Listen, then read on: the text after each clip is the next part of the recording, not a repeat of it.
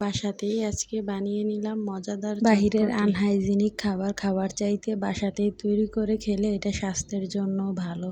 মটর ডাল এবং একটি আলু আমি পানি দিয়ে সিদ্ধতে বসিয়ে দিয়েছি এবং মটর ডালটা আমি গত রাতে ভিজিয়ে রেখেছিলাম প্রায় 7-8 ঘন্টা। ডালগুলি সিদ্ধ করার সময় ডালের উপর থেকে একটি খোসা বের হয়, এই খোসাটাকে যতটুকু সম্ভব ততটুকুই ফেলে দিলাম। আলুগুলি সিদ্ধ হয়ে গেলে আলুগুলিকে উঠিয়ে নিলাম। এই পর্যায়ে ডালে সকল শুকনো মশলা দিয়ে দিলাম, লবণ, হলুদের গুঁড়া, মরিচের গুঁড়া, চটপটির মশলা এবং বিট লবণ দিয়ে একটু ডাল ঘুটনি দিয়ে ভেঙে নিব।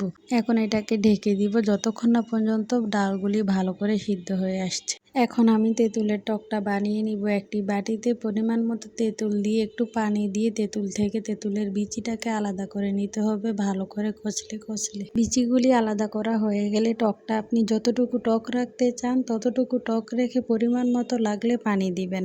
এখন টকে বাকি উপকরণ দিব, চটপটির মশলা, বিট লবণ, কাঁচামরিচ, চিলি ফ্লেক্স এবং ধনেপাতা দিয়ে ভালো করে নেড়ে নিলে টকটা রেডি হয়ে গেল।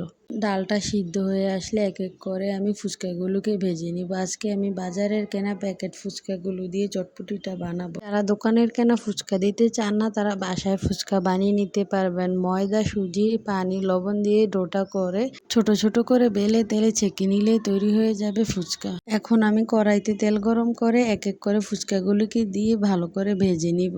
এই ফুচকাগুলো ভাজতে খুব ভালো লাগে, তেলে দিলে অনেক সুন্দর ফুলে যায়, দেখতেও অনেক ভালো লাগে। এই তো আমার ফুচকা ভাজা শেষ, এখন চটপটিটা বানাবো। একটি প্লেটে চটপটির ডালটাকে ঢেলে নিয়ে টক অ্যাড করব। যে যতটুকু টক খেতে চান ততটুকু টক দিবেন এবং বিট লবণ দিয়ে ভালো করে মিশিয়ে নিব। এখন সকল উপকরণগুলি উপর দিয়ে দিব ফুচকা, কাঁচামরিচ, পেঁয়াজ কুচি, চিলি ফ্লেক্স এবং ডিম কুচি উপর দিয়ে দিলেই তৈরি হয়ে গেল আমাদের ঘরোয়া মজাদার চটপটি। একবার বাসায় ট্রাই করে দেখবেন, এটা খেতে অনেক স্বাদ। এই চটপটিটার স্বাদ দোকানের চাইতে কোনো অংশে কম না।